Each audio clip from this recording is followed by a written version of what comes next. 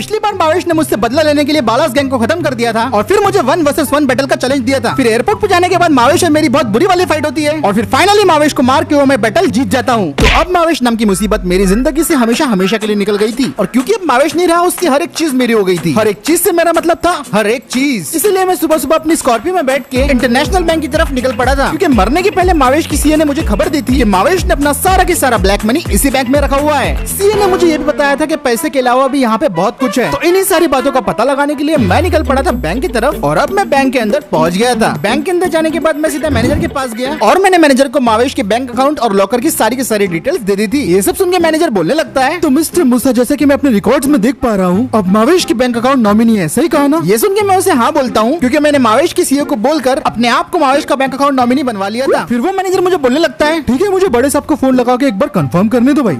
हाँ हेलो, अच्छा वो मावेश की मौत हो गई क्या? अच्छा रहस्यमय तरीके से, और नॉमिनी कौन है वो मूसा? अच्छा ठीक है ओके। हाँ तो मिस्टर मूसा हमारे बड़े साहब से भी कंफर्मेशन आ गया है, चलिए आप सीधा मेरे पीछे आइए, मैं आपको मावेश के लॉकर रूम में ले चलता हूँ। फिर उसके बाद वो बैंक मैनेजर और मैं मिलके बैंक के लॉकर रूम की तरफ निकल पड़ते हैं जो कि मावेश का था और ये काफी ज्यादा अंदर और सिक्योर प्लेस में था। फाइनली हम लॉकर रूम की तरफ पहुंच जाते हैं और मावेश के लॉकर पे तो काफी तगड़ी सिक्योरिटी लगी हुई थी। फिर वो मुझे मैनेजर थोड़ी देर इंतजार करने को बोलता है और लॉकर के पासकोड के अंदर कोई तो भी पिन कोड डालना शुरू कर देता है। इस लॉकर में पिन कोड के साथ साथ वॉइस रिकॉग्निशन सिस्टम भी था और फिर सारे सिक्योरिटी चेक्स के बाद फाइनली ये लॉकर ओपन हो गया था और मैं तो बस लॉकर को यहाँ पे घूरे जा रहा था और सोच रहा था कि इसके अंदर ऐसा क्या होगा। सर थोड़ा पीछे हट जाइए, अब लॉकर ओपन होने वाला है। एक बटन दबाते ही धीरे धीरे वो लॉकर का दरवाजा पूरा ओपन होना शुरू हो जाता है और जब वो लॉकर का दरवाजा पूरा ओपन हुआ मेरे पैरों तले जमीन खिसक गई। ये लीजिए सर, ये रहा आपका लॉकर। इस लॉकर के अंदर इतना सारा गोल्ड था कि मेरे पूरे शहर के लोगों का भी गोल्ड मिला दिया जाए तो कम पड़ जाए। गोल्ड के बिस्किट, गोल्ड के कॉइन, गोल्ड की ईंटें, सारा का सारा यहाँ पे स्टैक पड़ा हुआ था और ऐसा लग रहा था मैं तो गोल्ड की माइन में खड़ा हुआ हूँ। ये सब देख के मेरे चेहरे पे इंस्टेंट स्माइल आ गई थी, पर मेरी स्माइल तो तब और बढ़ गई जब मैंने मुड़ के देखा और एक तिजोरी के अंदर मुझे ढेर सारा कैश दिखा। देखते बराबर तुरंत मैं तेजी से उस तिजोरी की तरफ गया और फाइनली अब मुझे मावेश का वो सारा के सारा ब्लैक मनी दिख गया जो उसने आड़े दाड़े धंधे करके कमाया था और ये पैसों के पहाड़ से कम नहीं था। इतना सारा पैसा था कि गिनने में भी महीने लग जाएंगे और अब तो मुझे सच में लग रहा था कि मेरे तो हो गए थे वारे न्यारे। वो कहते हैं ना सबर का फल मीठा होता है, तो मुझे भी अपना फल अब मिल गया था। मावेश ने मुझे इस तरीके से परेशान किया था, मेरा जीना मुश्किल कर दिया था, लेकिन अब क्या, उसका तो सारा पैसा मेरा हो गया था। अब मैं सिर्फ एक पावरफुल गुंडा नहीं बल्कि एक पावरफुल रईस गुंडा हूँ। फिर लॉकर देखने के बाद मैनेजर मेरे पास आता है और मुझे बोलने लगता है, तो मिस्टर मूसा बताइए कैश और गोल्ड के साथ क्या करना है? लॉकर में ही रहने देना चाहते हैं, विड्रॉ करना चाहते हैं? तो ये सुनने के बाद मैं मैनेजर को बोलने लगता हूँ कि सारा का सारा कैश मेरे बैंक अकाउंट में ट्रांसफर कर दो और गोल्ड जैसे है उसे वैसे ही रहने दो,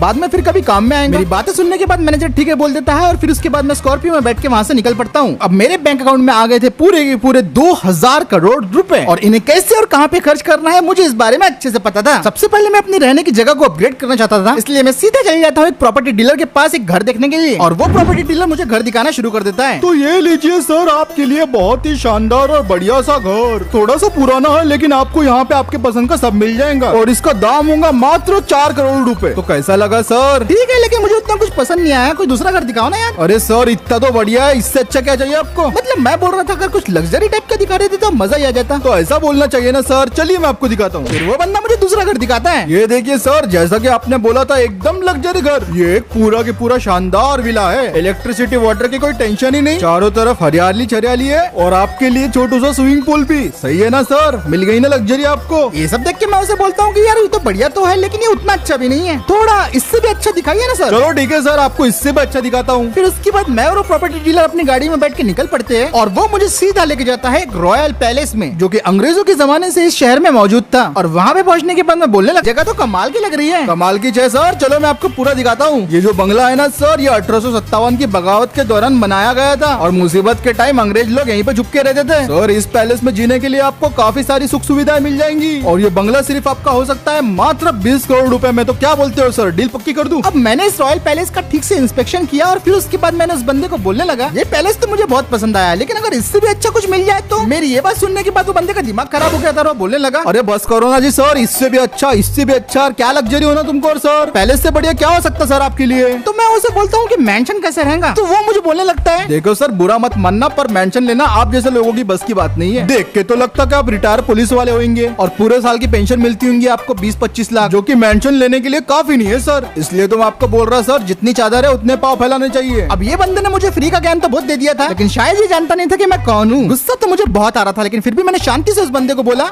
देख भाई सुन, इस शहर का जो सबसे महंगा वाला मेंशन है ना, मुझे वो लेना है। ठीक है सर, जैसी आपकी मर्जी, मेरा काम तो है प्रॉपर्टी बताना। हेलो, वो मेलाबू वाला मेंशन है ना, मैं वहाँ पे एक बंदे को लेके आ रहा हूँ।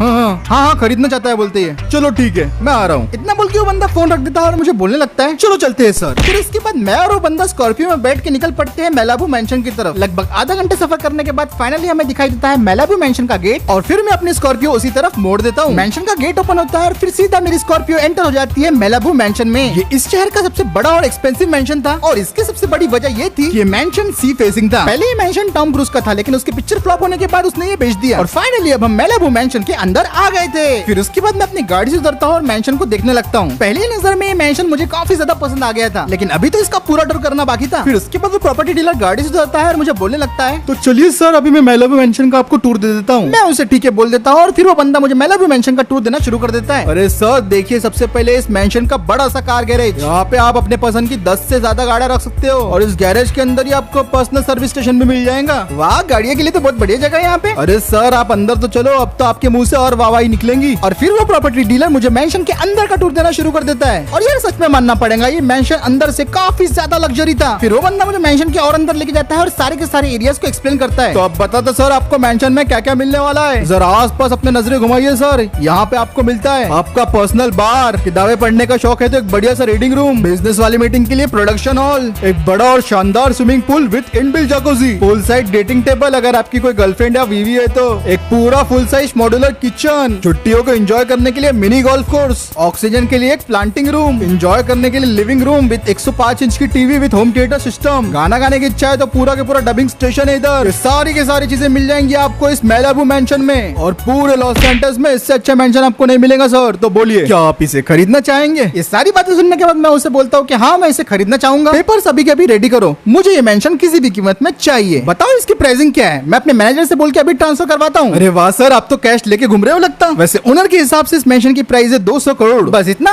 अभी ट्रांसफर करवाता हूँ। और मैंने सारे के सारे पैसे ट्रांसफर कर दिए थे। अरे सर कांग्रेचुलेशन, ये मेंशन आपका हुआ। मेरी जबी की बातों के लिए मुझे माफ करना। आप मुझे बता सकते हो कि वैसे आप करते क्या हो? तो ये सुन के मैं उसे बोलने लगता हूँ, अरे भाई कुछ नहीं, मैं तो बस लोगों की जान लेने का काम करता हूँ। अरे सर क्या बढ़िया जोक मारा। हाँ, बढ़िया जोक था ना, जरा ये देखो। सर ये क्या कर रहे हो?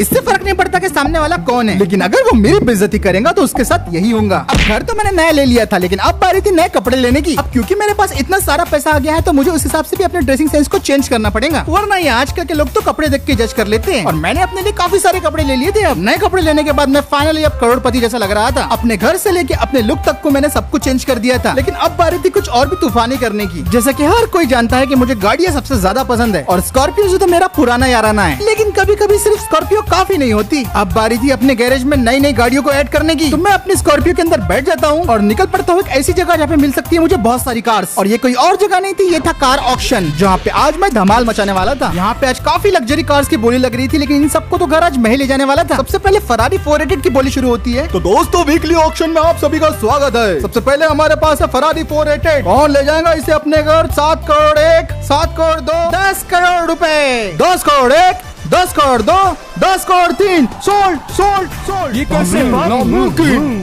करोड़पति है, सही कहा। तो ऐसे जीत गया। कार ऑक्शन में सारे के सारे लोग हैरान थे, मानो उनके पैरों तले जमीन खिसक गई हो। लेकिन अभी तो ये शुरुआत थी। तो हमारी अगली गाड़ी है शेवरले की कैमेरो और बम्बलबी, काफी रेयर मॉडिफिकेशन वाली गाड़ी। ये अगर आपको चाहिए तो ये आपकी हो सकती है सिर्फ 14 करोड़ रुपए। क्या मैंने सही सुना? 14 करोड़ रुपए। 14 crore 14 crore 1, 14 crore 2, 14 crore 3, sold sold sold. Camaro bumble भी आपकी हुई मिस्टर मूसा। लोग यहाँ पे हैरान हुए जा रहे थे और मैं यहाँ पे अपनी नई नई गाड़ियाँ खरीदे जा रहा था। लिटरली आज के ऑक्शन में जितनी भी गाड़ियाँ आई वो एक एक करके मैंने खरीदता गया।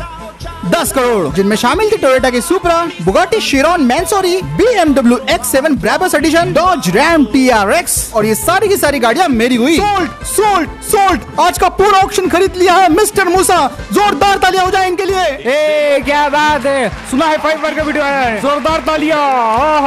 वाह क्या बात है। अब ऑक्शन के खत्म होने के बाद सारी की सारी कार्स को मेरे घर के ऊपर डिलीवर कर दिया था, यानी कि मेरे मेंशन में। और ये तो बस मैंने अभी शुरुआत की थी। लग्जरियस स्पोर्ट्स कार का मुझे काफी ज्यादा बचपन से शौक था, इसलिए पहली ही बार में मैंने अपने कलेक्शन में लगभग 100 करोड़ रुपए की गाड़ियों को ऐड कर दिया था। लेकिन इनमें से कुछ गाड़ियां मेरी इतनी फेवरेट थी कि मुझे इनकी टेस्ट ड्राइव लिए बिना रह नहीं जा रहा था। फॉर्च्यूनर जैसी गाड़ियों की ऑफरोडिंग तो इसके सामने बच्चे जैसे लग रही थी, और इसे चला के जो मुझे एडवेंचर मिल रहा था ये तो मैं जिंदगी में कभी नहीं भूलने वाला था। पूरे 2 घंटे ऑफरोडिंग करने के बाद और अपने पेट का सारा खाना बाहर निकालने के बाद मैं अब सीधा अपने मेंशन की तरफ निकल पड़ा था। और फिर मेंशन में पहुंचने के बाद मैंने एक एक करके अपनी सारी की सारी गाड़ियों को अपने कैर गैरेज में लगवा दिया। दिन के 4 बज रहे थे और मैं काफी ज्यादा थका हुआ महसूस कर रहा था, और ऑफरोडिंग करके मेरी हालत खराब हो गई थी। तो मैंने सोचा कि चलो नहा लिया जाए, लेकिन तभी मेरे दिमाग में ख्याल आता है कि क्यों ना आज कुछ तूफानी करते हैं। जब इतना सारा पैसा पास में है तो क्यों ना पैसे के साथ नहा लिया जाए। अब जाके मुझे प्रॉपर अमीरों वाली फीलिंग आ रही थी। मैं पैसे के साथ नहा रहा था, पैसे के अंदर नहा रहा था। यार सही बात है, पैसा है तो बड़ी बड़ी बात है यार। इससे ज्यादा सुकून मुझे जिंदगी में पहले कभी नहीं मिला था। अब ना मावेश की टेंशन,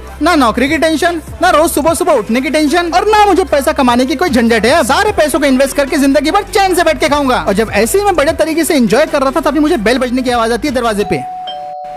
अब मैं सोचने लगा कि अचानक से यहाँ पे कौन आ गया। फिर मैंने ध्यान आया था कि मैंने अपने लिए बॉडीगार्ड्स को हायर किया था, तो हो सकता है बॉडीगार्ड कंपनी ने ही बॉडीगार्ड भेजे हो। तो ये चेक करने के लिए मैं बाथटब से निकला और दरवाजे की तरफ जाने लगा। पर जैसे ही मैंने दरवाजा खोला मुझे वो दिखाई दिया जिसकी मैंने उम्मीद भी नहीं की थी। तो हेलो मिस्टर मूसा। अरे इंस्पेक्टर साहब, आप यहाँ पे क्या कर रहे हैं? तुम्हें लेने आए हैं Musa. You are under arrest. तुम्हें हमारे साथ चलना होगा। ये क्या हो गया मेरे साथ? तो इसी के साथ दोस्तों आज का वीडियो यहीं पे खत्म करते हैं। वीडियो पसंद आया है तो लाइक शेयर सब्सक्राइब जरूर कर देना, और 12,000 लाइक कर दो दोस्तों इस वीडियो के अगले पार्ट के लिए। और मैं मिलता हूँ आपसे अगले वीडियो में।